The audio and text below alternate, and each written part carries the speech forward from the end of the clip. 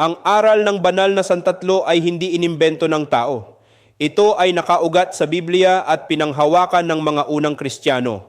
Mula pa sa mga unang siglo ng simbahan, itinuro na ang Ama, Anak at Espiritu Santo ay iisang Diyos na nagkakaisa sa kalikasan at pag-ibig. Nang itatag ang Iglesia Filipina Independiente, tinanggap nito ang parehong pananampalataya, ang pananampalatayang Kristiyano na naniniwala sa santatlo bilang puso ng pagkakilala sa Diyos. Ngunit sa IFI, ang aral na ito ay hindi lamang doktrina, kundi buhay na pananampalataya na nakikita sa paglilingkod, pakikibaka at pagmamahal sa kapwa. Ang santatlo ay hindi lang aral na pinaniniwalaan. Ito ay Diyos na kumikilos sa kasaysayan at sa buhay ng bayan. Ako si Bishop Tonyo, Obispong Migrante sa Europa at ito ang araling IFI. Magsamba, mag-aral, maglingkod